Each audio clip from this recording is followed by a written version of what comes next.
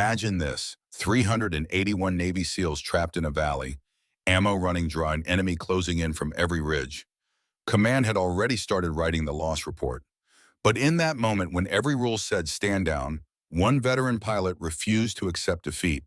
The mountains of Konar province cast long shadows as the afternoon sun dipped behind jagged peaks. Inside the Tactical Operations Center at Bagram Air Base, screens lit up with urgent alerts. Red dots multiplied across topographic displays. Taliban forces swarmed like angry hornets around a small blue cluster trapped in what locals called the Valley of Death. Colonel James Sanderson stared at the screens, jaw tight. The room buzzed with controlled panic as officers scrambled for solutions. F-16s circled uselessly overhead, their pilots' voices tense with frustration. Rules of engagement prevent strikes within 100 meters of friendlies. The F-16 squadron leader reported, voice crackling through speakers. Enemy is at 50 meters and closing. We cannot engage. Sanderson closed his eyes briefly. The math was brutal. 381 special operators and support personnel, 800 Taliban fighters, 2 confirmed SAM sites, enemy on 3 ridgelines, friendlies pinned in a natural bowl, a textbook kill box. Estimated time until position is overrun, Sanderson asked. 30 minutes, sir. Maybe less. In the corner of the room, a digital template appeared on a computer screen.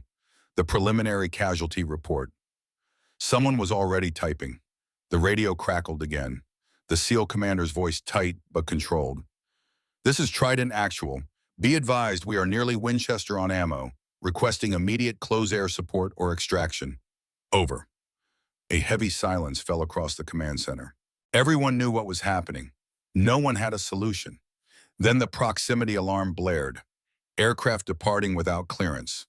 All eyes turned to the runway camera feed. An A-10 Thunderbolt II accelerated down the tarmac, lifting into the Afghan sky with unexpected grace for such a brutish machine. What the hell? Sanderson leaned forward. Who authorized that launch? The communications officer checked his screen, face paling. Sir, it's Lieutenant Colonel Catherine Morgan. She's broadcasting on guard frequency. The room froze as a woman's voice, calm and determined, filled the command center. Any station, this is Thunderbolt 7 departing Bagram. Inbound Konar Valley.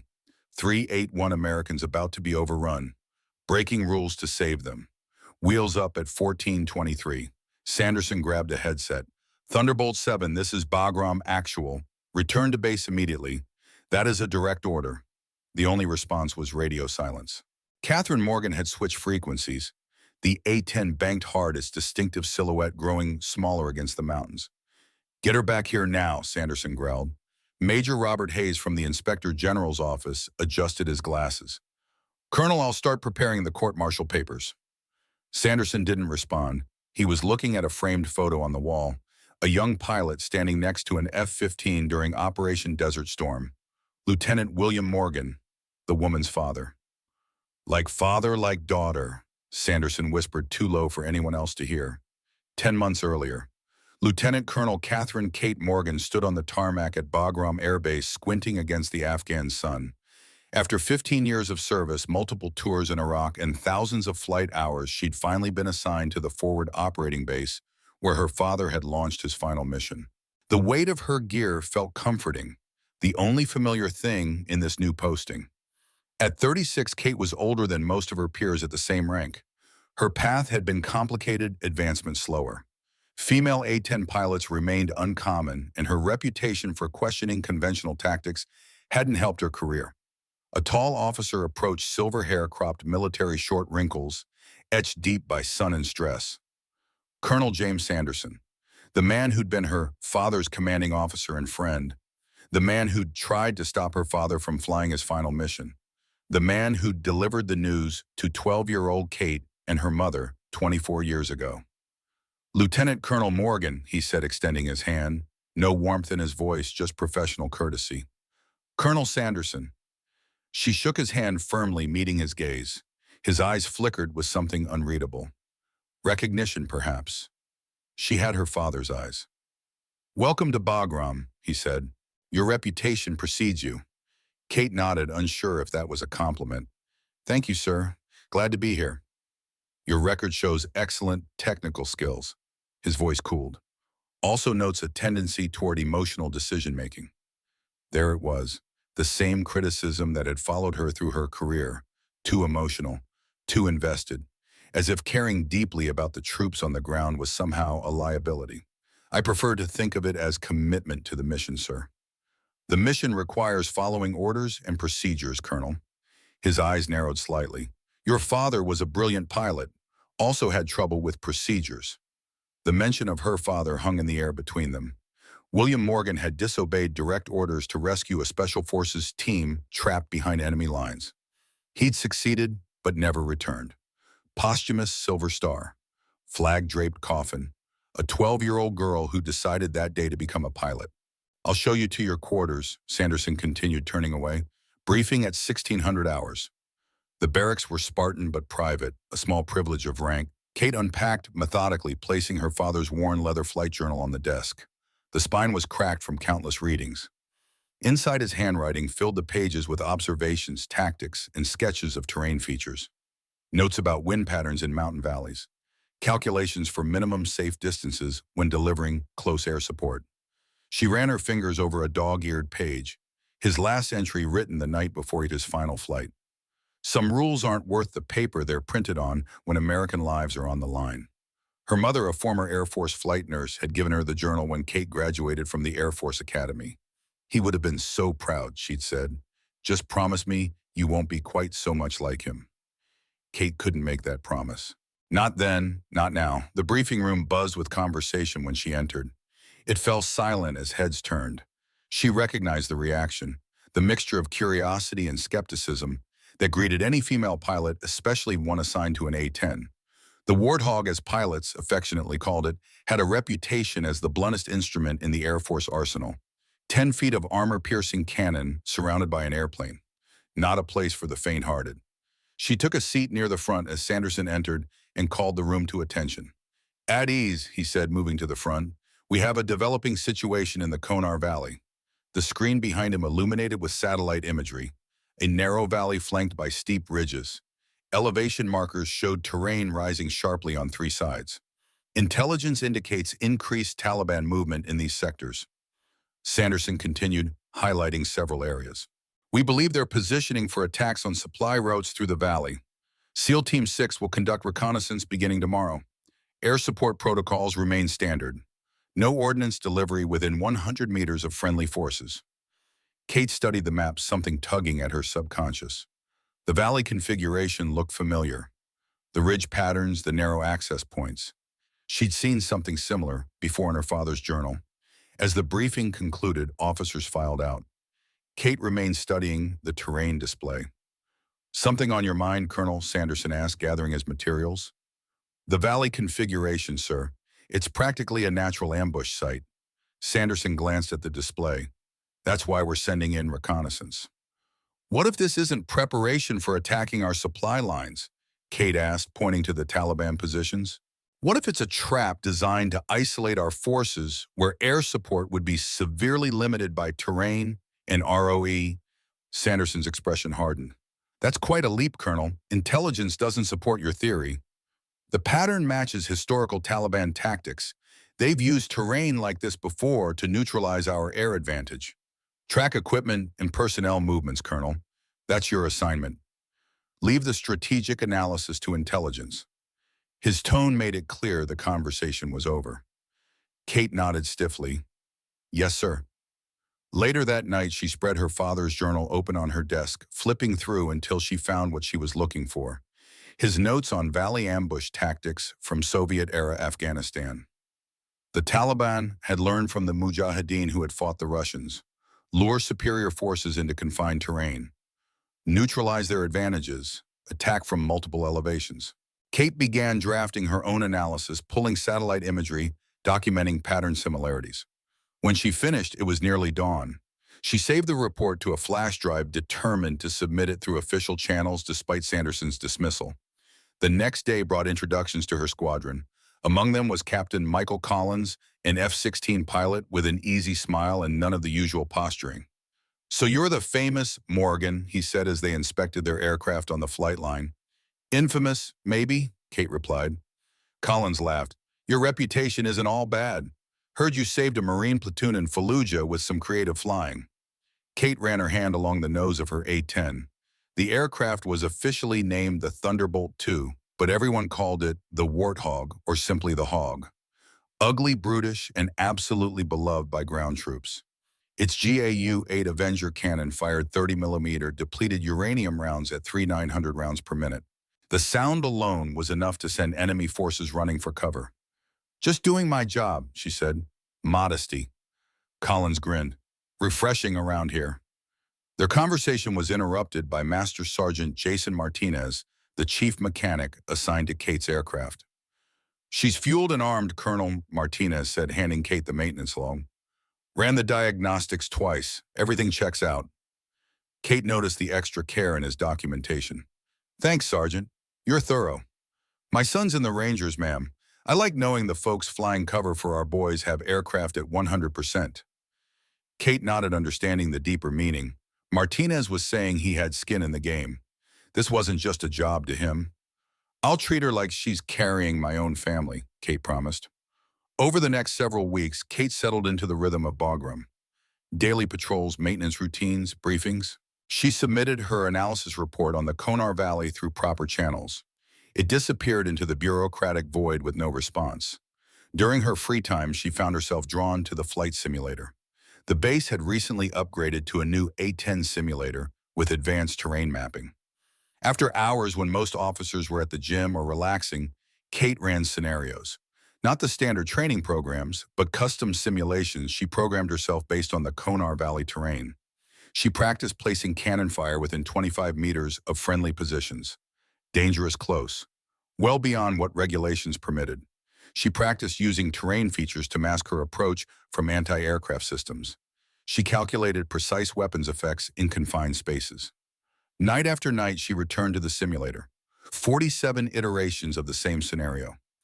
Each time refining her approach, tightening her margins, reducing reaction time. Captain Collins caught her leaving the simulator room at midnight, eyes red from strain. Preparing for something specific, he asked, just staying sharp. Collins studied her. The SEAL team returned from Konar yesterday. Said it was quiet. Too quiet. They're going back. Full operation next week. Multiple teams. Kate nodded, her concern deepening. Quiet wasn't good. Quiet meant waiting. The next morning, she updated her analysis with the new information and tried again to get someone to review it. 2 days later, Kate attended the pre-mission briefing for the Konar operation. 3 SEAL teams and support personnel would insert by helicopter into the valley for a comprehensive sweep and clear operation. She noticed Commander Ryan Mitchell, the SEAL team leader, sitting in the front row. His reputation for skill and intensity preceded him. As the briefing progressed, Kate's concern grew. The operation plan seemed to discount the possibility of a coordinated ambush. Air support would be limited to standoff weapons due to the confined terrain and proximity restrictions. When the floor opened for questions, Kate raised her hand. Colonel Morgan, Sanderson acknowledged her with obvious reluctance.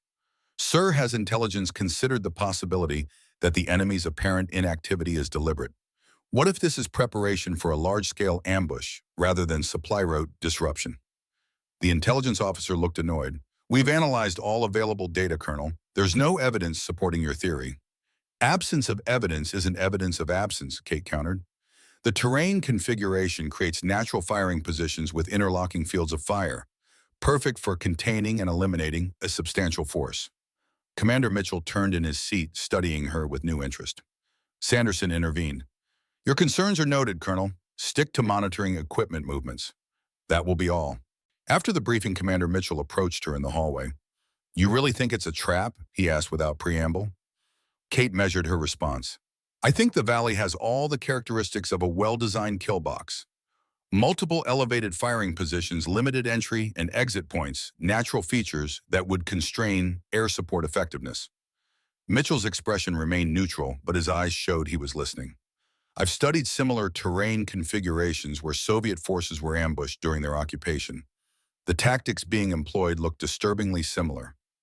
You've submitted this analysis. 3 times, no response. Mitchell nodded once. I'll look into it. Meanwhile, you'll be on standby during our operation. No, sir. I've been assigned to logistics coordination. Colonel Sanderson feels my skills are better utilized there. Something like recognition flashed across Mitchell's face. Politics or personal, does it matter? It might to my men. I'll see what I can do about getting you in the air that day. The day before the operation, Kate was called to Sanderson's office. He didn't invite her to sit. Your persistence is becoming disruptive, Colonel, he said without preamble. Sir, Commander Mitchell has requested you specifically for close air support tomorrow. He claims your analytical work on the terrain has value. Kate maintained her professional demeanor despite the surge of validation. I'm prepared to fly support, sir. I've denied the request. Sanderson's voice was flat. You'll coordinate logistics as assigned. Captain Peterson will lead the A-10 support squadron. Kate fought to keep her expression neutral. Peterson was a skilled pilot but arrogant, known for prioritizing by the book, flying over adapting to ground force needs. May I ask why, sir, your judgment is compromised by personal history? You're seeing patterns that don't exist because you're looking for them, just like your father did. The mention of her father stung, but Kate refused to show it. With respect, sir, the patterns are there. The intelligence analysis is incomplete. That's enough, Colonel. Sanderson's tone hardened. This isn't about your qualifications as a pilot. It's about your emotional investment, clouding objective assessment. You're too eager to be the hero, too ready to break rules when you think you know better. Kate stood rigid. Is that all, sir? Report to logistics at 0500 tomorrow. That night, Kate couldn't sleep. She paced her small quarters, torn between duty and conviction. Her father's journal lay open on her desk, his final entry visible in the dim light. On an impulse, she took out a sheet of paper and began to write. If you're reading this, I acted because 381 Americans were dying while paperwork argued with itself. She sealed the letter and placed it in her flight suit pocket, then lay down fully clothed on her bed, setting her alarm for 0400. The morning brought chaos.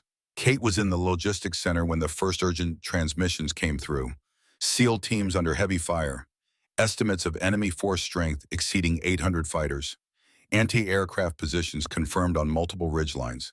Kate listened to her earlier predictions unfolding with terrible precision. F-16s on station report unable to engage. Targets too close to friendly positions.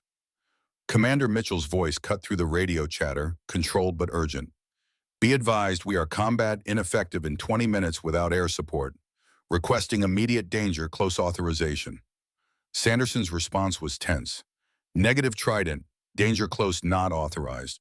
Working on alternative extraction plan. Kate looked at the tactical display. There was no alternative extraction plan that would arrive in time. The Taliban had sprung their trap perfectly. The SEALs were in a killing box with no way out. She made her decision in that moment. Slipping out of the logistics center, Kate moved purposefully toward the flight line. Her A-10 sat ready, prepped for a training flight, scheduled later that day. Master Sergeant Martinez was doing a final check of the weapon systems. Everything operational, Sergeant? She asked casually. Martinez looked up, surprised to see her.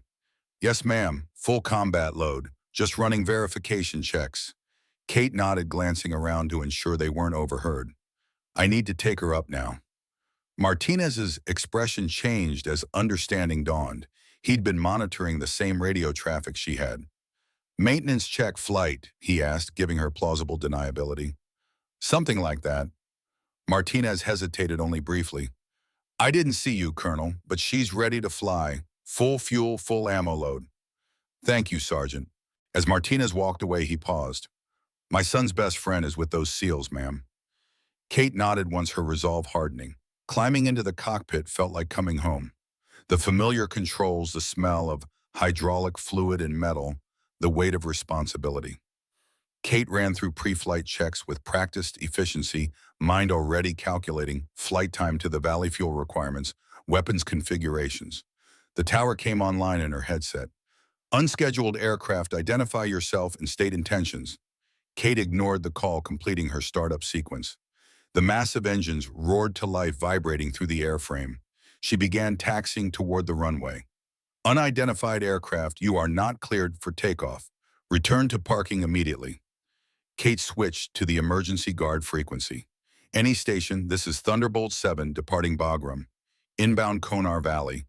381 Americans about to be overrun. breaking rules to save them. Wheels up at 14:23. She advanced the throttles, feeling the Warthog accelerate down the runway. As she lifted off, another voice came through her headset. Sanderson, his tone cold with fury. Thunderbolt 7 returned to base immediately. That is a direct order. Kate reached up and switched off the command frequency, leaving only the tactical channels active. She was beyond permission now. The flight to Konar Valley took 12 minutes. 12 minutes of planning, calculating, preparing mentally.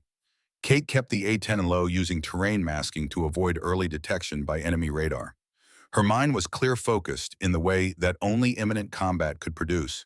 As she approached the valley, Kate could see smoke rising from multiple positions. The radio crackled with desperate communications from the ground. Any air asset, this is Trident Actual. We are combat ineffective in multiple sectors. Enemy closing from 3 directions. Need immediate air support. Kate Keeter Mike. Trident Actual Thunderbolt 7. Mark your position IR. I'll work your edge. A moment of silence, then hope. Thunderbolt 7 confirmed danger close authority. I'm authorized to save Americans, Kate replied. Designate. As the valley opened beneath her, Kate saw exactly what she'd feared. 3 ridgelines with overlapping fields of fire. Machine guns on the east ridge chewing craters into the SEAL position. Taliban fighters moving along the north slope less than 70 meters from friendly forces.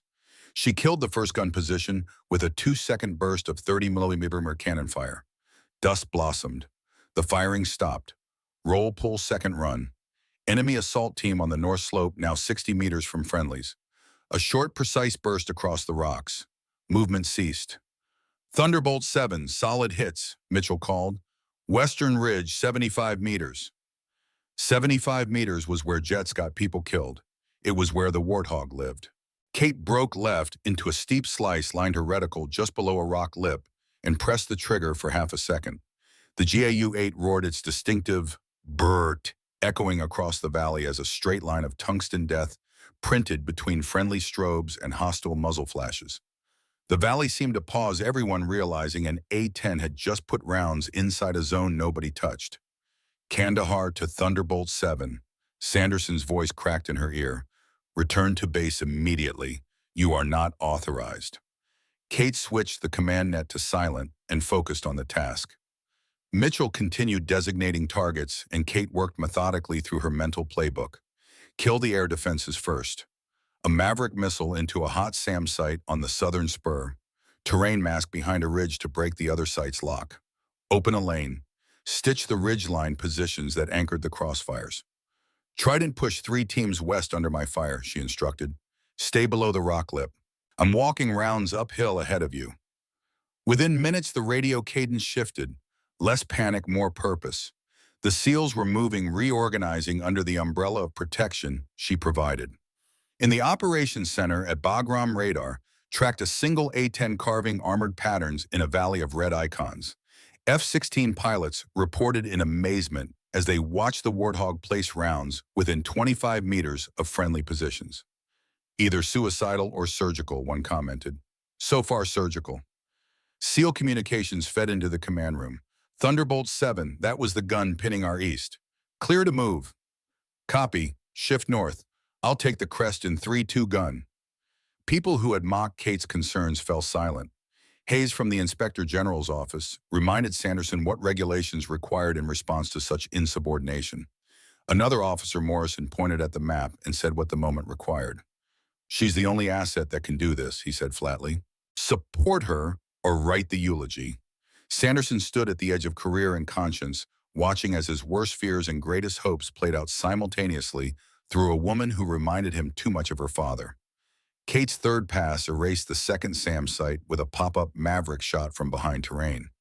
Now helicopters could start thinking about extraction, but the most dangerous part remained, the actual pickup. She talked Mitchell onto a seam in the western ridge she'd identified in satellite photos months earlier. A shallow fold that no one would pick out from overhead unless they'd studied the topographic lines personally. That's our exfil route, Mitchell confirmed after sending scouts. How did you know it was there? I walked this valley in my head 47 times, Kate replied simply. Extraction birds, be advised, approach from the northwest through the saddle. I'll cover your line. The first helicopter pilot sounded skeptical. That approach puts us right over a village hot zone. The village is empty, Kate said with certainty. Thermal scan shows they evacuated civilians 12 hours ago, another sign this was pre-planned. As the first extraction helicopters approached, Kate maintained a protective circle above the valley ready to pounce on any threat. The SEAL teams moved with disciplined urgency toward the extraction point carrying their wounded. Kate spotted movement on a ridgeline above the extraction zone, a Taliban team setting up a heavy machine gun position that would have a perfect firing line on the helicopters during their most vulnerable moment. She rolled in without hesitation, placing a precise 3-round burst that eliminated the threat seconds before it could engage. No one on the ground even realized how close they'd come to disaster. "Chalk 1 is loaded," came the call. "Lifting now." Kate watched the first helicopter rise vulnerable in its climb. A missile alert tone chirped in her cockpit, surface-to-air threat that intelligence had missed. She was already moving, already calling the warning. "SAM launch. SAM launch. Chalk 1 deploy. Countermeasures aim in bank hard west." The helicopter released flares and banked sharply as Kate rolled in on the missile launch position. She was too late to stop the launch, but not too late to eliminate the crew before they could fire again. Another short, vicious burst from her cannon, and the launcher team disappeared in a cloud of dust. "Chalk 2 lifting," called the second helicopter.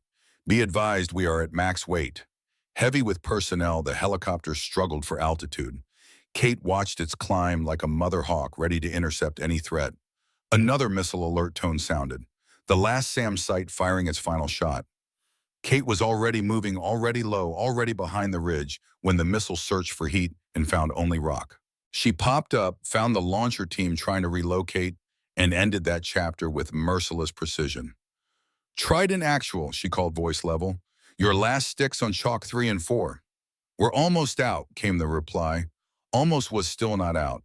An enemy element tried to sprint for the extraction zone in desperation, feet kicking up shale rifles high.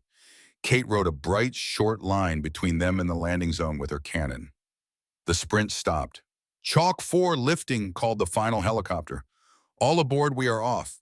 Kate held her fire until they were safely away, then ran the ridgelines once more.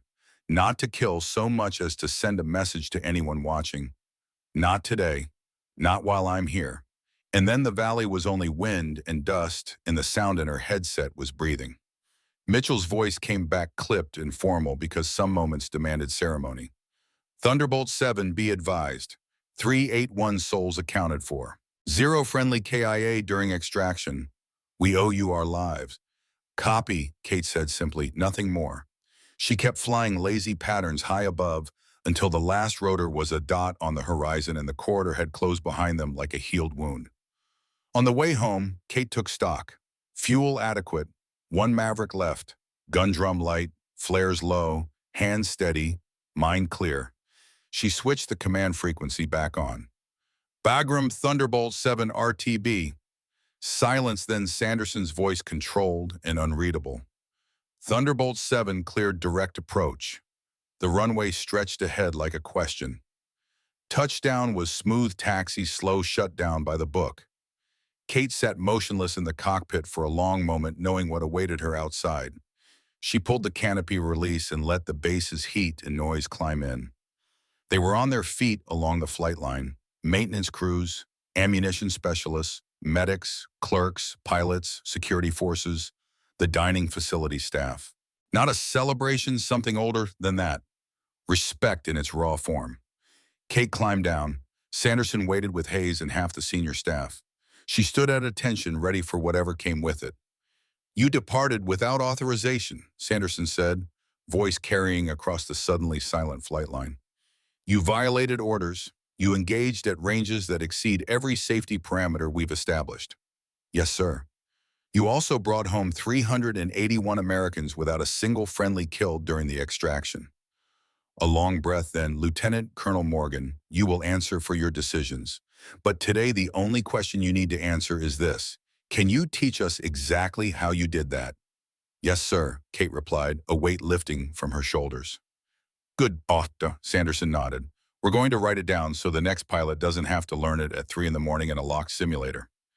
The formalities came anyway. Statements, timelines, Questions designed to test whether Catherine Morgan gambled or calculated. Kate answered with mathematics maps, memory and methodology, technique over theater. She didn't justify. She explained. The Inspector General listened with growing fascination as Kate walked through her decision process. Her preparation, the countless hours studying terrain features, the simulator sessions programming exact replicas of the Konar Valley, the ballistic calculations for minimum safe distances that she'd memorized. You broke procedure, Hayes said at last, removing his glasses to clean them thoughtfully. But your procedure was better for the problem you faced. Kate remained silent, waiting for the inevitable but that would end her career. Hayes surprised her. We will not make a habit of rewarding insubordination, but we will make a habit of fixing doctrine. 3 days after the incident, Kate received new orders. Not a court-martial, not a disciplinary transfer. She was assigned to lead the newly created Close Air Support Development Team. Her mandate formalized what she'd done instinctively so others could replicate it. Your methods saved lives, Sanderson told her privately. They need to be part of our playbook, not an exception to it. The acknowledgement felt hollow compared to the weight of their history. Kate wanted to ask about her father, about what had really happened 24 years ago, when William Morgan had made the same choice she had. But the moment wasn't right. Some conversations required earned trust, and they weren't there yet. Kate threw herself into the new assignment with characteristic intensity. She wrote procedures for what she called Danger Close Plus operations, documented precise cannon fire techniques, created simulation programs that taught pilots to place rounds within 25 meters of friendly forces without endangering them. 2 weeks after the Konar incident, Commander Mitchell appeared at her office door. He looked different out of combat gear, more approachable, though no less intense. Mind if I join your class? He asked, nodding toward the simulator bay where Kate was training A-10 pilots. You don't fly, Commander? Mitchell smiled slightly. No, but I need to understand what's possible up there. So do my men. Mind if we observe? Kate agreed and soon found herself with an unusual classroom. A-10 pilots in the front row, SEAL team leaders behind them. The two groups who operated at opposite ends of the battlefield spectrum, learning to function as a seamless unit. Read the ground like a book, Kate instructed as the simulator displayed the Afghan mountains. Every fold a word, every ridge a sentence, every valley a paragraph. If you can't recite it from 12 angles, you don't know it. She demonstrated with clean simulations and messy ones, showed successful approaches and failed ones, made them understand that perfection wasn't the goal. Adaptation was. Gun discipline, she continued. Taps, not streams. Let dust be your smoke, not your blindfold. Kill the right nodes. The shooter that anchors a crossfire is worth 10 in the open. Mitchell watched her teach with growing respect. He'd seen pilots before, seen plenty of instructors. None had Kate's ability to translate the aerial perspective into ground reality and back again. None had her obsessive attention to detail combined with the flexibility to abandon the plan when circumstances changed. One evening after a particularly intense training session, Mitchell lingered as the others filed out. Your father, he said without preamble. He flew an extraction mission over Iraq in '91. Kate tensed. He did. My uncle was on the ground team he saved. The revelation hung in the air between them.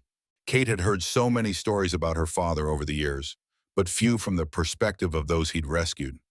My uncle said Morgan flew patterns no one had taught, placed ordnance where no one thought possible. Sound familiar? Kate looked away. I studied his notes, his techniques. It's more than technique, it's instinct. Mitchell leaned against the simulator. You know what the ground teams called your father the Guardian, because he watched over them like their lives were his personal responsibility. I didn't know that. Mitchell nodded toward the door where several SEALs were waiting. They're already calling you something else, Morgan's daughter, proudly. The unexpected acceptance from the special operations community meant more than any official commendation. These were the men whose lives depended on pilots making the right decisions under impossible pressure. Their respect couldn't be commanded, only earned. That night, Kate returned to her quarters to find a small package outside her door. Inside was a weather-beaten SEAL team patch with a note. This belonged to a man your father saved. He'd want you to have it. The gesture broke something loose and awed to him, all the doubt, the second-guessing the weight of living in her father's shadow while never knowing if she measured up. Kate sat on her bunk and allowed herself rare tears clutching the patch like a talisman. A knock at her door interrupted the moment. Kate composed herself quickly, wiping her eyes before opening it to find Master Sergeant Martinez standing there awkwardly. "Sorry to disturb you, ma'am. Just wanted to give you an update on your bird." Kate noticed he was holding a maintenance log. "Come in, Sergeant." Martinez entered, glancing around the sparse quarters. His eyes lingered briefly on the open journal on her desk, her father's handwriting visible. "The cannon sustained some minor heat damage during the mission," he reported. "Nothing critical, but I've ordered replacement parts. Should be good as new in a week." Kate nodded. "Thank you. That was fast." Martinez hesitated. "Word came down today. My son's unit was providing perimeter security for those SEALs. He was on chalk too." Understanding dawned. "You knew." "I had a feeling when you took that bird up." Martinez met her gaze steadily. "Whatever happens with the brass, whatever they decide about regulations, I want you to know. This you did right. Sometimes the book isn't worth the paper it's printed on." The echo of her father's words from his journal sent a chill through Kate. "Thank you, Sergeant." After he left, Kate opened her father's journal again, reading entries she'd memorized years ago, but now understood differently. The frustration with rigid protocols that didn't account for battlefield realities. The calculations for minimum safe distances that challenged conventional wisdom. The commitment to the troops on the ground above all else. She'd spent her career trying to be like him while simultaneously trying to avoid his fate. Now she wondered if either was possible or necessary. The next morning brought a summons to Sanderson's office. Kate arrived to find the colonel reviewing after action reports, his expression unreadable. "Sir," Sanderson gestured to a chair. "Sit down, Kate." The use of her first name startled her. In all their interactions, he'd maintained rigid formality. "I've been going over the Konar incident reports," he began. "Your performance was exceptional. Beyond exceptional." "Thank you, sir." Sanderson leaned back, studying her. "I owe you an explanation. About your father." Kate's pulse quickened. "Sir, I've carried this for 24 years. Sanderson's voice roughened. "I gave your father a direct order to stand down that day. The same order I gave you. He disobeyed just like you did." Kate remained silent, letting him continue. "After he extracted that team, his aircraft was damaged. He could have made it back to base, but there was another team in trouble. He diverted to help them despite having almost no ammunition left. That's when he was shot down." The familiar story took on new meaning with Sanderson's perspective. "I blamed myself," Sanderson continued. "If I'd supported his first mission instead of opposing it, he might have had the resources to survive the second. When you arrived here with his eyes and his stubbornness, I saw history repeating itself. That's why you kept me grounded. I thought I was protecting you, and maybe protecting myself from having to write another letter to another Morgan family." Sanderson shook his head. "Instead, I nearly caused exactly what I feared." The admission cracked the wall that had stood between them since Kate's arrival. "I've spent my career trying to live up to him," Kate admitted, "while everyone warned me not to be too much like him." "He would be proud," Sanderson said quietly, "not just of your flying, but of your preparation, your discipline. William flew on instinct and courage. You fly on instinct, courage, and methodical preparation. That's the difference. That's why you succeeded where even he might have failed." The validation felt like absolution. Kate had never allowed herself to believe she might surpass her father, only hope to equal him. "I want you to take command of the Close Air Support Development Team permanently," Sanderson continued. "Rewrite the doctrine. Make it better. Make her no pilot ever has to choose between following rules and saving lives." "Yes, sir." As Kate left Sanderson's office, she felt a shift in her understanding of both her father and herself. They weren't the same pilot, and they didn't need to be. She carried his legacy not by repeating his actions, but by building on them. The following weeks brought dramatic changes to Bagram's operations. Kate's training program expanded rapidly, with pilots from multiple platforms requesting inclusion. The Marines sent their forward air controllers. The Army sent helicopter pilots. Special Operations sent observers. Kate's methodology began to transform close air support doctrine from the ground up. The rigid minimum safe distances remained on paper but with crucial asterisks. Under specific conditions with qualified pilots, these distances may be reduced. Those specific conditions became Kate's focus. She documented precisely when and how a pilot could safely operate within the danger close envelope. What terrain features made it possible? What aircraft capabilities were required? What communication protocols needed to be established with ground forces? Captain Collins found her in the simulator room late one evening reviewing footage from the Konar mission. "The brass is impressed," he said, leaning against the door frame. "Word is, you're being considered for the air medal." Kate shook her head. "Not interested in medals." "No, what are you interested in?" She gestured to the simulator where a group of pilots would begin training at dawn. "Making sure the next pilot who faces what I faced has options that don't require breaking the rules." Collins studied her with newfound respect. "You know, when you first arrived, there was a betting pool on how long you'd last before Sanderson shipped you out. And no one bet on Transform's air support doctrine and becomes Sanderson's favorite officer." Kate allowed herself a small smile. "I wouldn't go that far." "I would. He's rejected 3 transfer requests from other bases trying to poach you." The news surprised her. Kate had assumed her position remained precarious despite her success. "People talk about what happened out there," Collins continued more seriously. 381. That's a number that sticks in people's minds. Kate had seen the impact. The number had taken on symbolic significance at Bagram. Someone had quietly pinned it to the wall of the operations center. People touched it when they walked past like a talisman. "It could have gone differently," Kate said. "The math could have rolled another way. But it didn't, because you spent months preparing for a moment no one else saw coming." The conversation stayed with Kate as she continued developing her program. She was careful to emphasize to her students that her success in Conakry wasn't just about flying skill. It was about preparation, about studying terrain until it became second nature, about practicing scenarios others considered impossible until they became routine. "Technology is a promise, not a plan," she told each class. "The plan is you. Learn the ground, learn the gun, learn the people on the net. Then when a valley asks a question nobody wants to answer, you'll have one ready that keeps Americans alive." 4 weeks after the incident, Commander Mitchell's SEAL team prepared for deployment to a different region. He sought Kate out before leaving. "My men wanted you to have this," he said, handing her a small wooden box with the SEAL trident engraved on its lid. Inside, Kate found an unofficial medal, not military issue, but something the SEALs had commissioned privately. The inscription read simply, 381, "We remember." "This isn't protocol," Kate said, touched by the gesture. "Neither was what you did," Mitchell replied.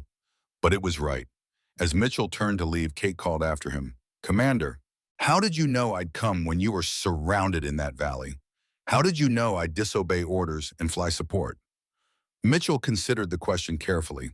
"I didn't know for certain, but I'd read your analysis, knew you understood what we were facing better than anyone. And something your father used to say became a kind of unofficial motto among special operations teams." "What was that?" "When the map runs out, someone has to draw the next line." Mitchell smiled slightly. "Seems it runs in the family." The phrase echoed in Kate's mind long after Mitchell departed. It captured perfectly what she'd done that day, what her father had done 24 years earlier. When conventional wisdom failed, when established procedures proved inadequate, someone had to extend the map. Draw the next line, create a path where none existed. Kate's teaching evolved to include this philosophy. Technical precision remained the foundation, but she added something more intangible: the judgment to know when rules had reached their limit. "The regulations are written for standard scenarios," she explained to a classroom of pilots. "But combat rarely presents standard scenarios. You need to understand not just what the rules say, but why they say it. Only then can you make informed decisions when reality diverges from the rulebook." One afternoon, Kate received an unexpected visitor. Major Hayes from the Inspector General's office appeared at her classroom door after a training session. "A word, Colonel Morgan." Kate braced for bad news.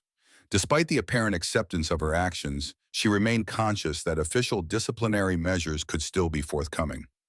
"I've completed my investigation," Hayes said once they were alone, "and the verdict, complicated." Hayes removed his glass as a habit when he was thinking carefully. "By the letter of the regulation, you violated orders. There's no ambiguity there." Kate nodded unsurprised. "However," Hayes continued, "my report also concludes that existing close air support doctrine failed to account for the specific tactical situation you encountered. Your actions, while technically insubordinate, represented the only viable option for preventing substantial loss of American lives." "What does that mean practically, Major?" "It means instead of a court-martial, you're getting a letter of reprimand for unauthorized departure and a commendation for the mission itself." Hayes allowed a small smile. "It also means your new protocols are being reviewed at the highest levels for implementation across all theaters." The mixture of discipline and validation felt appropriate to Kate. Actions had consequences, even necessary ones. "There's one more thing," Hayes added. "Your father's case has been reopened for review." Kate stared at him. "Why, impression? The parallels are obvious. If we're acknowledging that your actions were justified by circumstances, we need to consider the possibility that the same was true for Lieutenant Morgan." The possibility of posthumous vindication for her father left Kate speechless. For years, his reputation had been mixed within the Air Force. Brilliant pilot, questionable judgment. Hero to those he saved, cautionary tale to those who studied his final mission. "Thank you," she managed at last. "Don't thank me. Thank Sanderson. He initiated the review."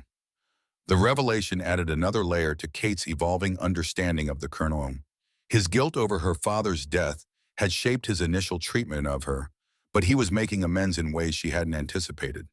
That evening, Kate sought out Sanderson, finding him alone in the officers' club nursing a scotch. "Major Hayes told me about my father's case," she said without preamble, sliding into the chair across from him. Sanderson nodded, swirling the amber liquid in his glass. "It should have been done years ago." "Why now?" "Because I finally understood." Sanderson looked up, his eyes reflecting decades of carried weight. "When I watched you fly into that valley against my direct order, I was furious, then terrified, then amazed. You made me see what I refused to see 24 years ago. Sometimes the rules are wrong." Kate had never expected this admission from Mon. "That must have been a difficult conclusion for someone in your position." "The most difficult." Sanderson took a measured sip of his scotch. "I've built my career on discipline, on systems, on procedures.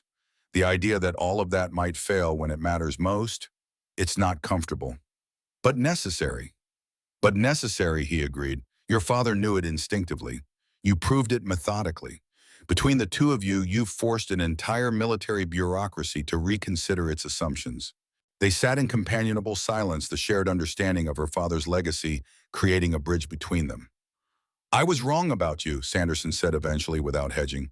"I saw risk where there was preparation." "That's on me," Kate replied, unwilling to gloat. "I was operating outside my lane." "Then let's redraw the lanes where they should have been." It was the closest thing to peace either of them would claim. 2 months after the Konar incident, Kate's protocols received official approval for implementation across all theaters of operation. The rigid minimum safe distances for close air support remained in place as general guidance, but with clear provisions for deviation under specific circumstances with qualified aircrew. The pilots who had once viewed Kate with skepticism now sought her out for advice. Captain Peterson, who had initially been the most dismissive, became one of her most dedicated students. "I thought close air support was about following the manual," he admitted after a particularly challenging simulator session. "You showed me it's about understanding the problem well enough to write a new manual when needed." Kate's reputation spread beyond Bagram. Commands that once ignored her started sending problems, not compliments. A border valley with wind conditions that defied standard approach patterns. She wrote a comprehensive guide to crosswind gunnery that no one had requested before but everyone needed. A city block with friendlies upstairs and hostiles downstairs. She developed a checklist that reduced fratricide risk through precise timing and approach angles. Through it all, Kate maintained her connection to the aircraft. Every morning before classes, she walked the flight line, running her hand along the titanium skin of her A-10 like it was a living creature. She checked ammunition loads personally. She flew training missions to keep her skills sharp and test new techniques in real conditions. "Technology changes," she told a class of new lieutenants. "Aircraft evolve. weapons improve, but the fundamentals remain constant. Know your aircraft, know your weapons, know the ground, know your people.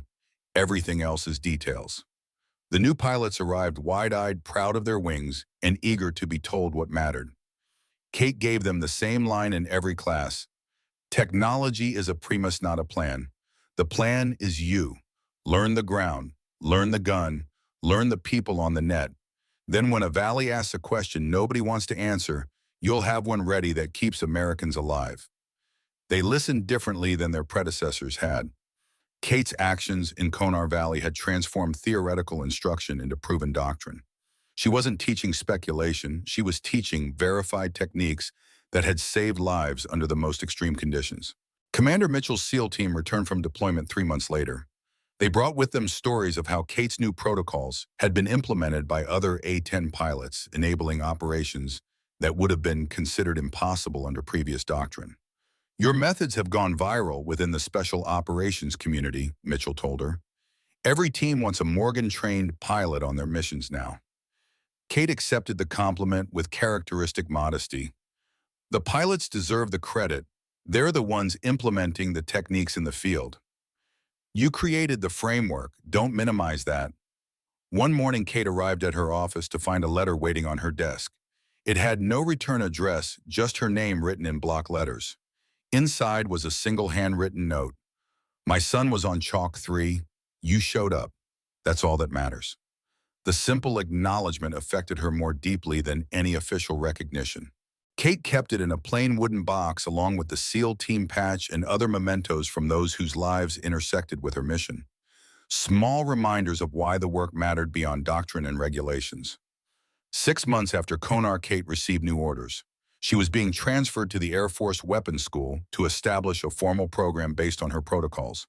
It was a significant promotion, recognition that her methods deserved wider implementation. Sanderson called her to his office to deliver the news personally. They're creating a position specifically for you, he explained. Advanced Close Air Support Tactics Development. You'll be writing the curriculum that every A-10 pilot will study for the next generation. Kate absorbed the information. When do I leave? 3 weeks. Sanderson studied her.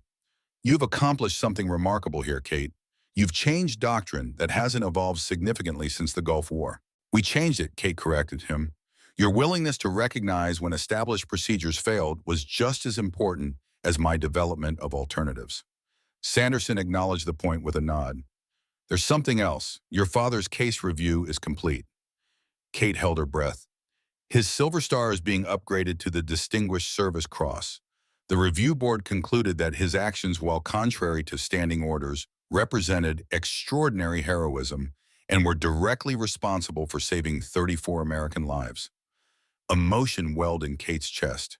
24 years after his death, her father was receiving the recognition he deserved, not just as a brave pilot, but as one whose judgment had been vindicated by history. Thank you, she said simply. Don't thank me. This was always the right call. We just needed someone to show us why. In her final weeks at Bagram, Kate focused on ensuring her program would continue without her. She documented every protocol, every technique, every lesson learned from Konar and subsequent operations. She trained instructors to maintain the standards she'd established and adapt them as conditions evolved. The night before her departure, the squadron organized an informal gathering. Pilots, ground crews, and special operations personnel filled the recreation area, united by their connection to Kate's program. Master Sergeant Martinez approached her with a small, carefully wrapped package. A going-away present, ma'am. Inside was a section of 30mm cannon barrel polished and mounted on a wooden base. Engraved on a small brass plate were the words, "The right tool in the right hands." The maintenance crew wanted you to have a piece of the bird that flew that day, Martinez explained.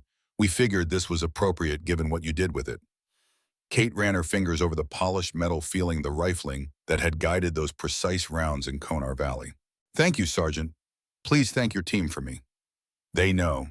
Martinez hesitated. Permission to speak freely, ma'am. Always. Most officers I've known in 22 years of service care about the mission. Some care about the people. Very few truly understand how the two connect. He met her gaze directly. You do. That makes all the difference. The simple observation captured what Kate had been trying to articulate through her entire program. The mission and the people weren't separate considerations. They were inseparably linked. The best tactical decisions emerged from understanding both equally well. As the gathering wound down, Kate found herself standing with Sanderson on the edge of the tarmac, looking out at the flight line where her A-10 sat beneath the stars. "What will you miss most?" he asked. Kate considered the question. The clarity. Up there in that aircraft, everything becomes simple. Protect your people. Complete the mission. Come home. And down here, it's all complexity, regulations, politics, competing priorities. Sanderson nodded in understanding. That's why we needed someone who could translate between the two worlds. Someone who understood both the necessity of rules and the necessity of breaking them under the right circumstances. Is that what I did? That's exactly what you did, and what your father did before you. The mention of her father no longer carried the weight it once had. Through her own actions, Kate had transformed him from a ghost she chased to a foundation she built upon. He would have been proud, Sanderson said quietly, not just of your flying, but of how you've changed the system from within. That's harder than any combat mission. The next morning, Kate prepared for departure. Her belongings were packed, her quarters cleared. All that remained was a final visit to her A-10. The early dawn light cast long shadows across the flight line as she approached the aircraft that had carried her into Konar Valley. Kate placed her hand on the nose, feeling the cool metal under her palm.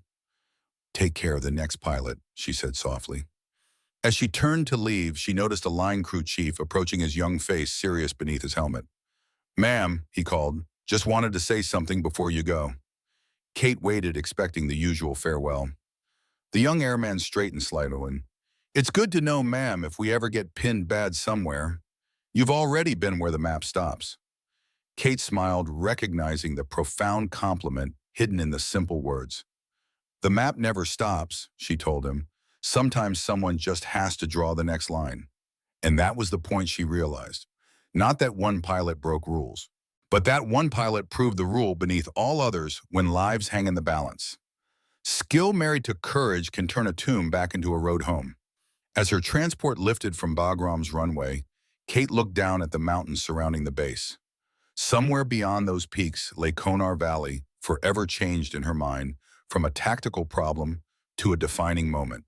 381 Americans had gone home because she refused to accept that the map had ended. Whatever came next in her career, that number would remain her true decoration. Not recorded on her uniform, but etched in the lives that continued because she'd drawn the next line when everyone else saw only a dead end. The Nevada desert stretched like an amber ocean beneath the dawn sky as Kate's transport approached Nellis Air Force Base. 6 months had passed since Konar Valley, 6 months of transformation from field innovation to formal doctrine. Now she faced her greatest challenge, institutionalizing what had begun as instinct and desperation. The United States Air Force Weapons School represented the pinnacle of tactical aviation training. Only the top 1% of pilots received invitations to attend as students. Even fewer returned as instructors. Kate would be doing neither. She was arriving to create something entirely new. As the aircraft touched down, Kate gathered her minimal belongings, her father's journal, the small box of mementos from Konar, the technical manuals she'd written at Bagram. Everything that mattered fit in a single bag. Colonel William Harris waited on the tarmac, a lean figure with the confident posture of a lifelong fighter pilot. Now in his 50s, Harris had transitioned from the cockpit to shaping the next generation of combat aviators. His reputation for demanding excellence was legendary. "Lieutenant Colonel Morgan," he greeted her with a firm handshake. "Welcome to Nellis." "Thank you, sir." Harris gestured toward a waiting vehicle. "Let's get you settled. Your first briefing is at 1300 hours. No welcome tour, no adjustment period." Kate appreciated the direct approach. Time was always the most precious resource in military training. Her new office overlooked the flight line, a deliberate choice that kept her connected to the aircraft, even as her role became more administrative. The space was Spartan, but functional. On one wall hung a large topographic map of the Nellis Ranges, where she would test and refine her techniques in real-world conditions. Harris remained as Kate surveyed the space. Your reputation preceded you, Morgan. Not everyone is thrilled with your arrival. I expected resistance. Good, because you'll get plenty. Harris crossed his arms. Half my instructors think you got lucky in Konar. The other half think your methods are too dangerous to standardize. Your job is to prove both groups wrong. Kate nodded. She'd faced skepticism her entire career. This was simply a new battlefield. You have 6 weeks to develop your curriculum before the first test class arrives. Harris continued, I've assigned you a team of 4 instructors, all experienced A-10 pilots, all skeptical of what you're proposing. If you can convince them, you can convince anyone. I understand, sir. Harris studied her, his expression softening slightly. For what it's worth, I reviewed the Konar footage. What you did wasn't luck. It was precision under pressure. That's exactly what we teach here. He moved toward the door. Briefing room 3, 1300. Your new team will be waiting. The 4 instructors assembled in the briefing room represented over 50,000 combined flight hours in multiple combat deployments. Captain James Wilson, the youngest at 35, had flown more close air support missions in Afghanistan than any other pilot in the room. Major Robert Chen specialized in weapons effects and terminal ballistics. Major David Ramirez had written the current A-10 tactical manual, and Lieutenant Colonel Thomas Wright at 48 had been flying Warthogs since before Kate earned her wings. Their expressions ranged from polite interest to undisguised skepticism. Kate recognized the challenge immediately. These weren't ordinary instructors. These were the gatekeepers of A-10 doctrine men whose expertise and experience would have commanded respect in any fighter squadron in the world. Gentlemen, Kate began, thank you for joining this program. I know each of you has other responsibilities at the weapons school. Let's cut to the chase, Colonel. Wright interrupted, leaning forward. We've all reviewed the Konar Valley footage. Impressive flying, truly, but also recklessly dangerous and impossible to standardize. With respect, you're asking us to teach pilots to break the rules that exist for very good reasons. Kate met his gaze steadily. I'm asking you to help me redefine the rules based on capabilities that were never fully explored. There's a difference. 25-meter engagement distance with a 30-millimeter cannon. Wright shook his head. That's not redefining rules, that's ignoring physics. Actually, Kate replied, moving to the tactical display, it's understanding physics better than our current doctrine does. She activated the screen, displaying a detailed analysis of the GAU-8 Avenger cannon's ballistic properties. The 30-millimeter depleted uranium rounds we fire don't behave like conventional ammunition.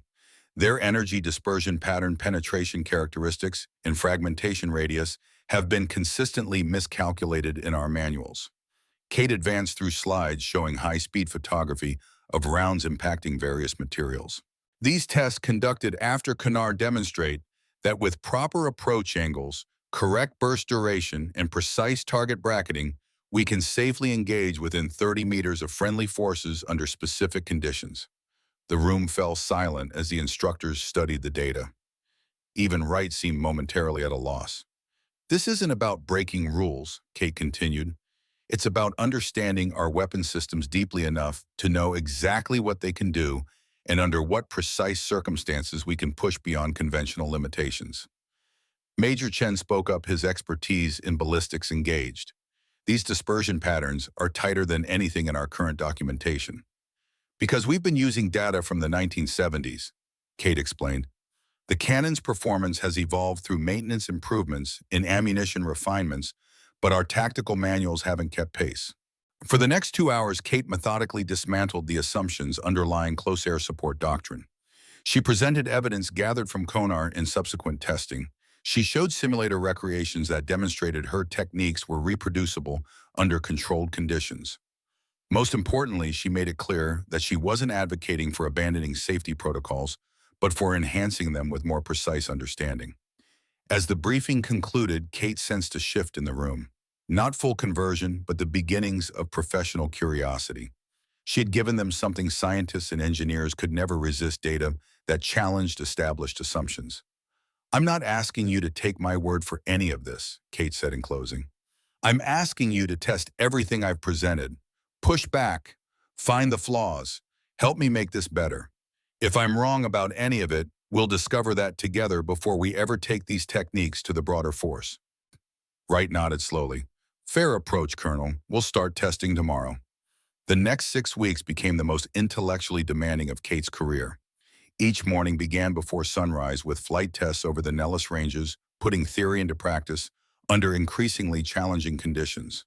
Afternoons were devoted to analyzing results, refining procedures, and developing training methodologies. Evenings stretched late into the night as the team debated sometimes heatedly the implications of their findings. Gradually, skepticism gave way to cautious support as the data accumulated. Kate's theories withstood rigorous testing. Her techniques proved reproducible by other skilled pilots. Most importantly, the safety margins she'd calculated held true across hundreds of test runs. Major Ramirez, who had initially been among the most doubtful, became one of her strongest advocates. "We've been using one-size-fits-all restrictions," he acknowledged after a particularly successful testing day. "What you're developing is a matrix approach that accounts for aircraft capabilities, pilot proficiency, terrain factors, and weapons characteristics simultaneously." "Exactly," Kate agreed. "The current 100-meter minimum safe distance is necessary in many scenarios, but artificially restrictive in others. We need protocols that recognize the difference." 6 weeks after her arrival, Kate presented her completed curriculum to Colonel Harris and the Weapons School Command Team. The program she proposed would fundamentally transform close air support training. It maintained strict safety protocols while creating clear pathways for exceptional circumstances where conventional limitations could be safely exceeded. Harris reviewed the materials in silence, his expression unreadable. Finally, he looked up. "You've done what I didn't think was possible, Morgan. You've created a framework that maintains discipline while allowing for the exceptional circumstances that define modern combat." "Thank you, sir." "There's still resistance at higher levels," Harris warned. "Some generals are uncomfortable with any doctrine that acknowledges exceptions to established rules. They worry it creates a slippery slope. With respect, sir, that slope already exists. We're just building guardrails so people don't fall off it." Harris smiled slightly at the analogy. "Well put. I'll use that in my briefing to the Air Combat Command next week." He closed the folder containing her curriculum. "Your test class arrives Monday.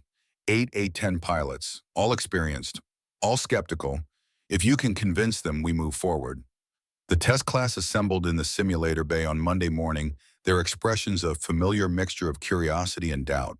Kate had requested specific pilots, those with extensive combat experience, who had encountered situations where conventional doctrine had proven inadequate. "Welcome to Advanced Close Air Support Tactics." Kate began deliberately omitting the usual military formalities. "Each of you is here because you've faced a moment in combat where the rulebook failed you, a moment where you had to choose between mission failure and rule breaking." She saw recognition in their eyes. Every combat pilot knew that moment.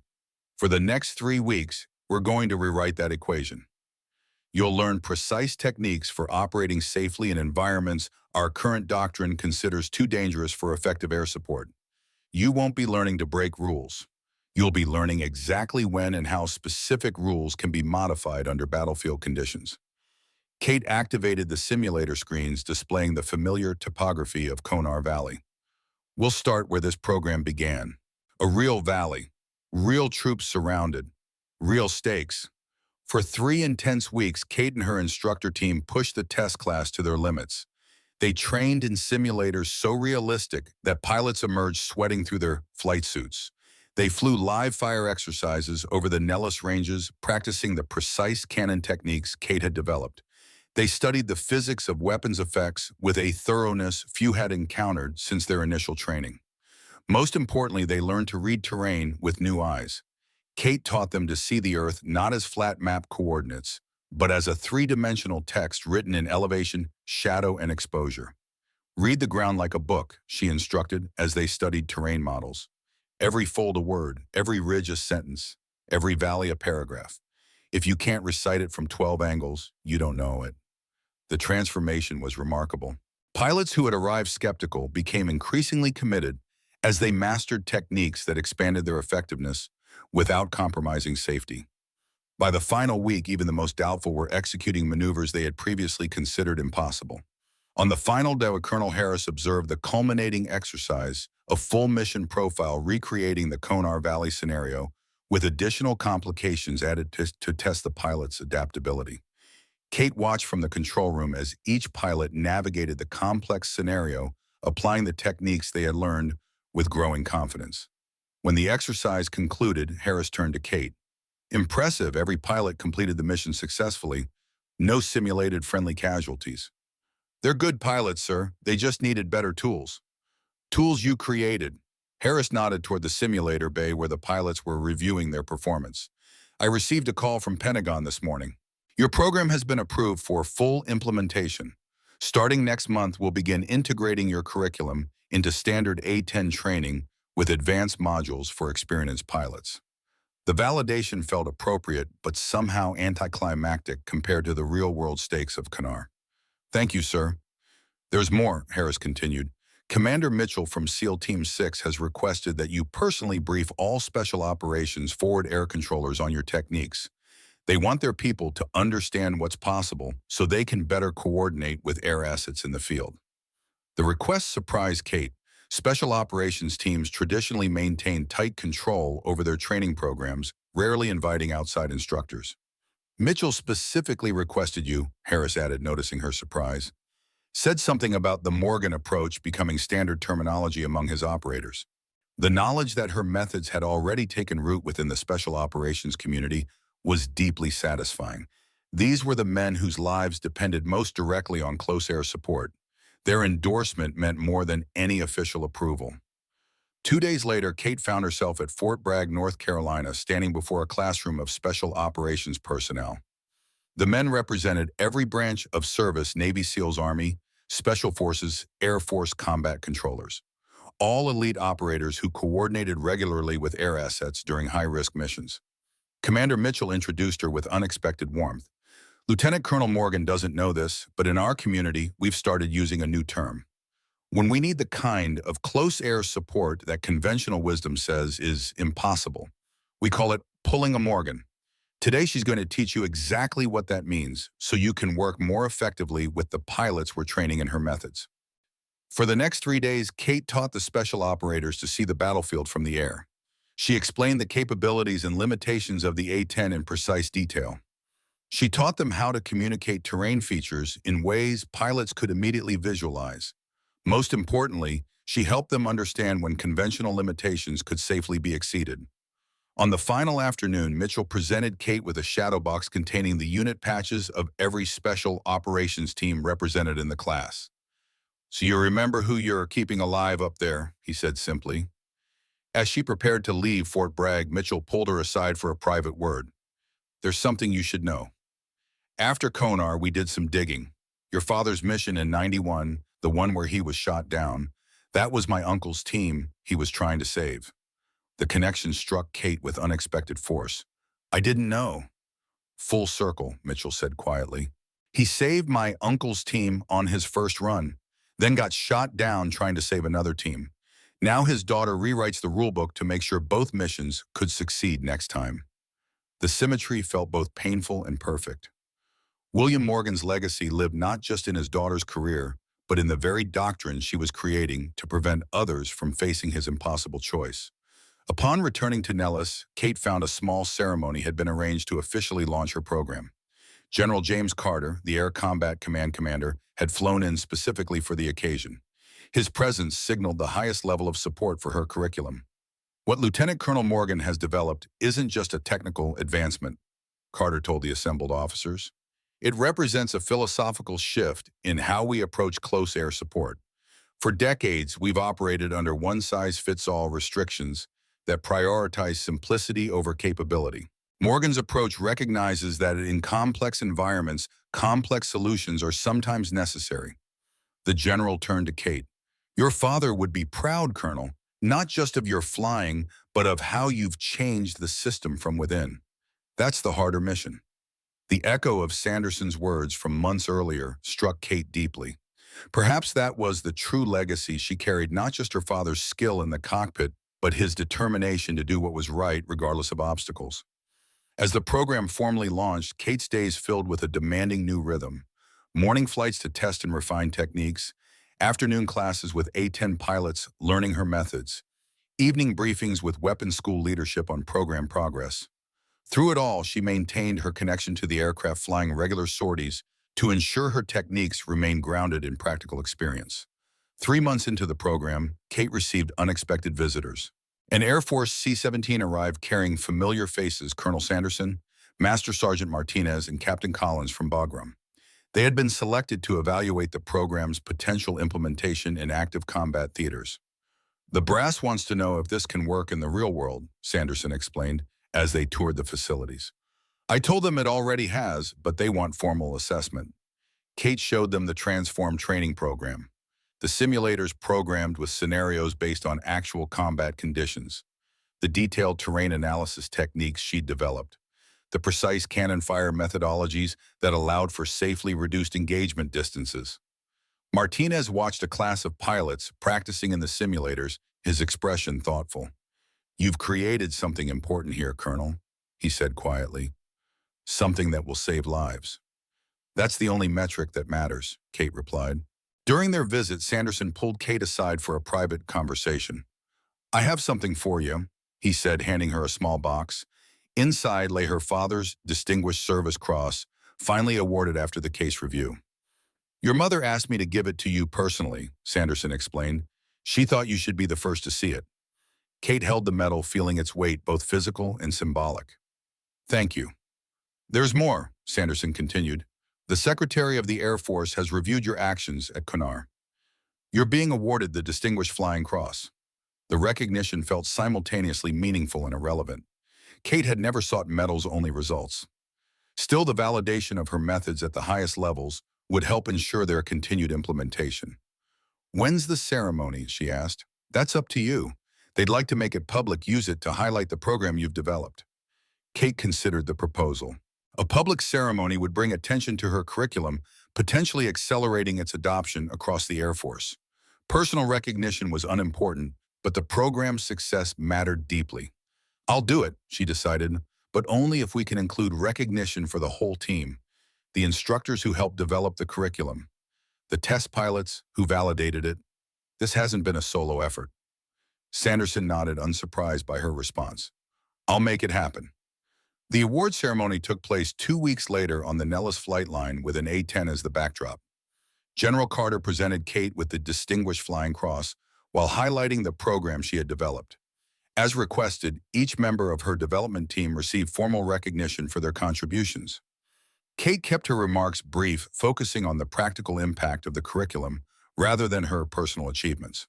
"What we've created here isn't about pushing boundaries for the sake of it," she told the assembled audience. "It's about giving pilots the tools they need to accomplish the mission under the most challenging conditions while maintaining the highest safety standards possible." After the ceremony, as the crowd dispersed, Kate found herself alone beside the A-10 that had been used for the backdrop. Not her aircraft from Konar, but identical in every relevant aspect. She ran her hand along the fuselage, feeling the connection that transcended specific airframes. A young lieutenant approached hesitantly. "Colonel Morgan, I'm starting your program next week. I just wanted to say, your actions in Konar are why I requested A-10 training." Kate studied the young pilot. Eager, earnest, untested. "What is your name, Lieutenant?" "Sarah Martinez, ma'am." "Any relation to Master Sergeant Martinez from Bagram?" The lieutenant smiled. "My father, ma'am." The connection surprised and pleased Kate. "He's a good man, knows these aircraft better than most pilots. He told me you were the kind of officer who understood that rules exist to serve the mission, not the other way around." Lieutenant Martinez straightened slightly. "I want to learn to fly like that." "It's not about breaking rules, Lieutenant. It's about understanding them deeply enough to know when they need adaptation." "Yes, ma'am." As the young pilot departed, Kate reflected on the cyclical nature of military service. Martinez's daughter following in her footsteps just as she had followed in her father's. Generations connected by common purpose despite changing times and technologies. The next morning, Kate received unexpected orders. A special operations team was conducting a high-risk extraction in mountainous terrain near the Afghanistan-Pakistan border. They had specifically requested a pilot trained in her methods to provide close air support under challenging conditions. "They asked for you by name," Colonel Harris informed her. "Normally I'd say no, you're too valuable as an instructor, but this mission has some unusual characteristics that match your specific expertise. Kate reviewed the mission brief with growing concern. The scenario closely resembled Konar Valley, but with additional complications: nighttime conditions, more restrictive terrain, and potential for severe weather. The Special Operations Team would be extracting a high-value intelligence asset from an area with known anti-aircraft capabilities. "When do they need me?" she asked. "Wheels up at 1800. You'll rendezvous with the team at a forward operating base near the target area." Harris studied her carefully. "This isn't Konar. You're not acting alone against orders. You have full authorization to employ your techniques as the situation demands." And the distinction wasn't lost on Kate. This mission represented institutional acceptance of what had once been considered reckless innovation. "I understand, sir." "One more thing," Harris added. "Take Lieutenant Martinez as your wingman. She's completed the basic course requirements. This will be her final exam." Kate hesitated. "Sir, this is a high-risk combat mission, not a training exercise."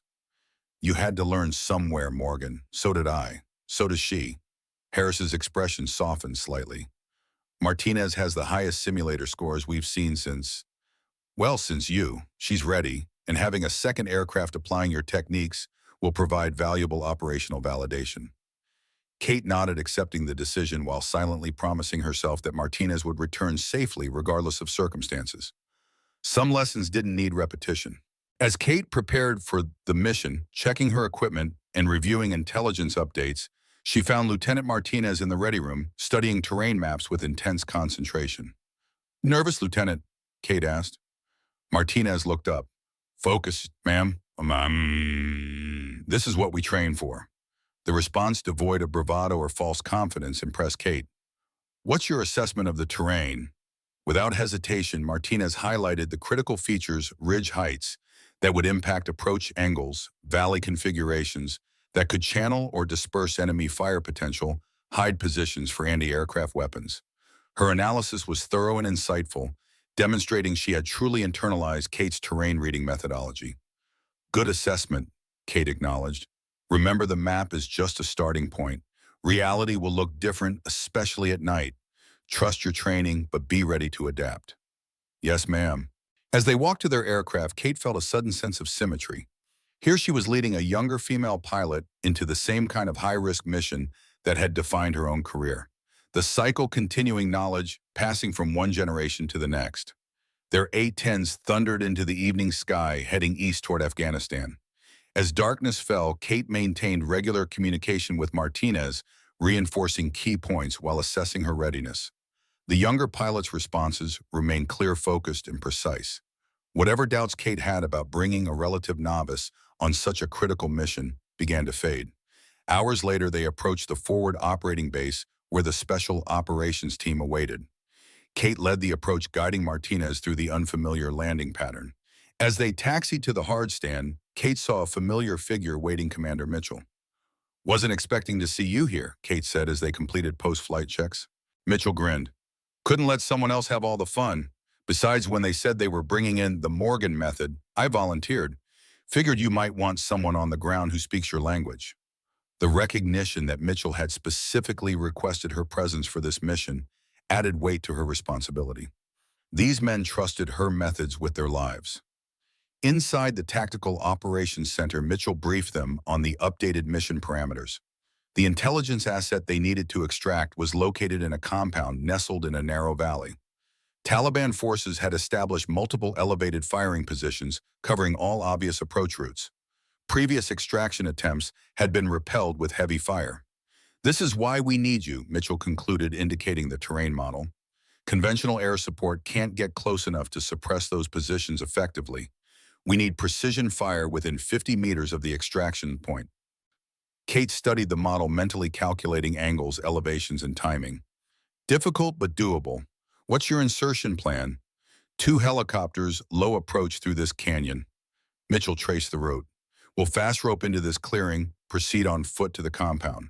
Extraction from the same location. Total ground time estimated at 30 minutes. "Weather forecast?" Kate asked. "Clear initially, but potential for mountain fog forming around estimated extraction time. That's our biggest concern." Kate nodded, understanding the implication. Fog would severely limit visibility, making precise air support even more challenging.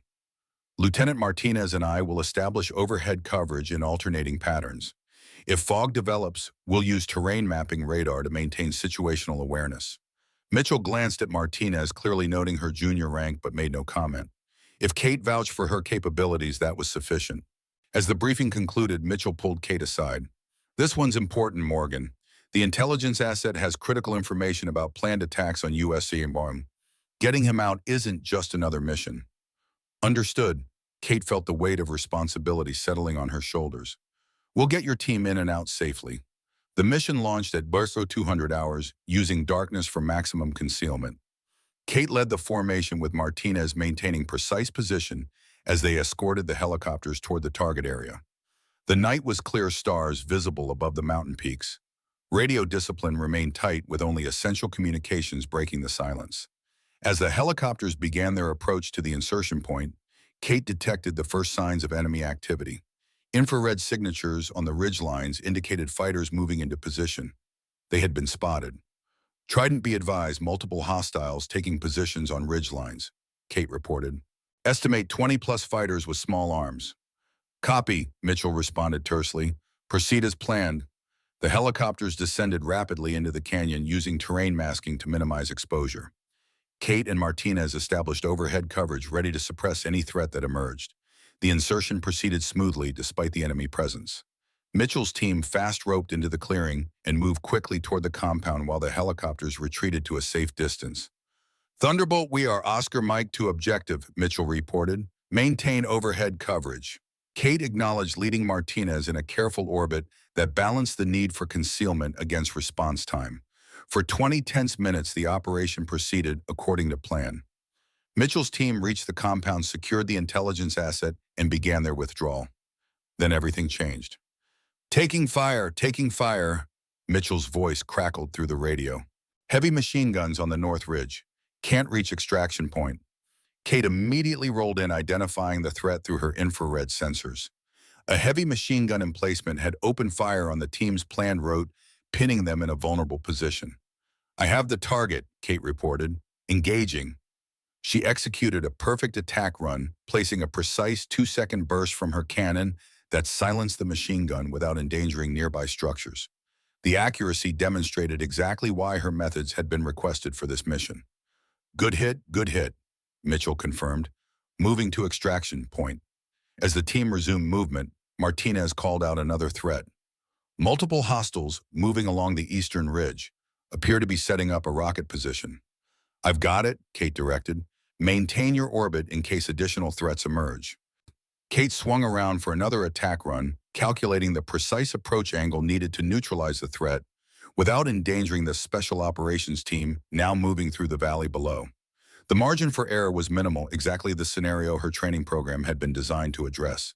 Her cannon fire scattered the rocket team before they could establish their position.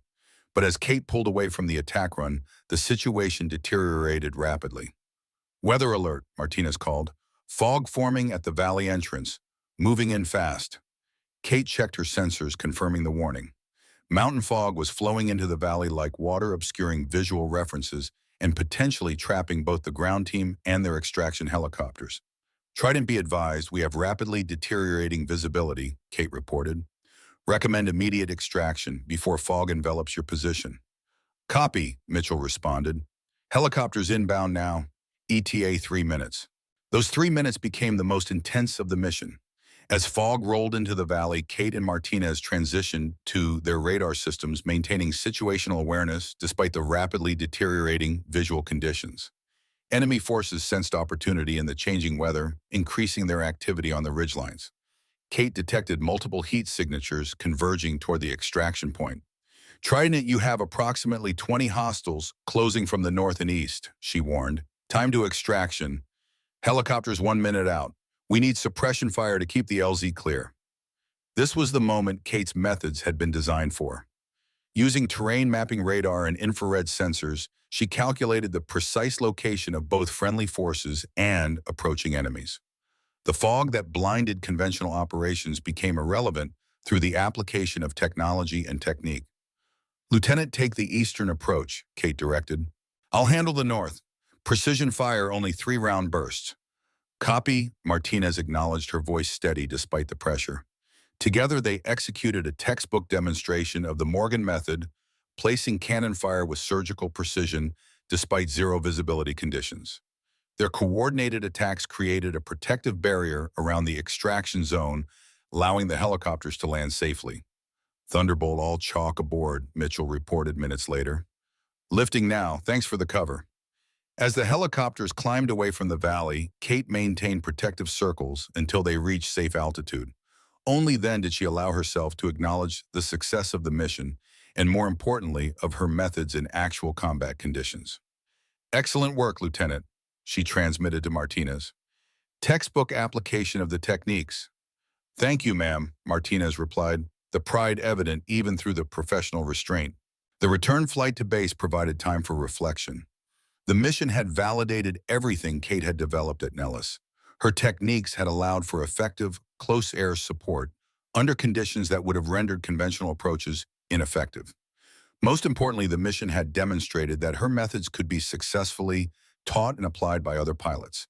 Upon landing, they were met by a communications officer with an urgent message. Colonel Morgan, General Carter requests immediate video conference. In the secure communications room, the general's expression was serious but satisfied. Outstanding work, Morgan.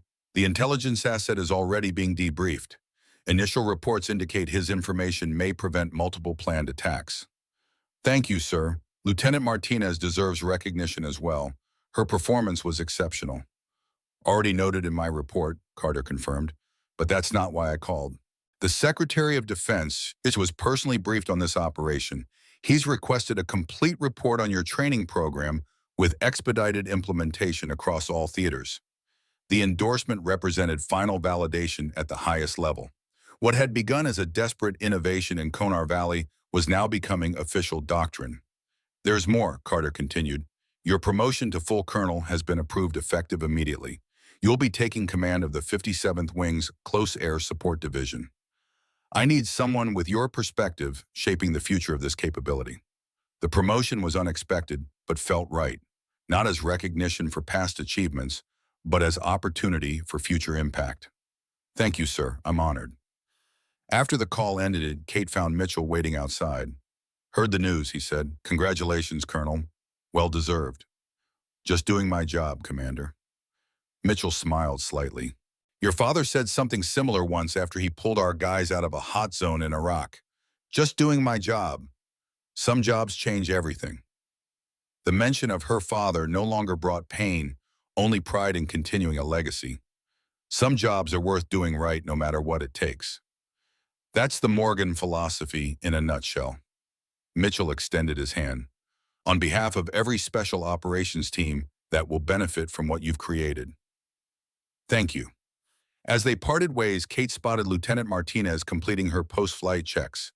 The young pilot represented the future of what Kate had built, not just techniques, but a philosophy that balanced rules with results, discipline with adaptation. Lieutenant, Kate called, walk with me.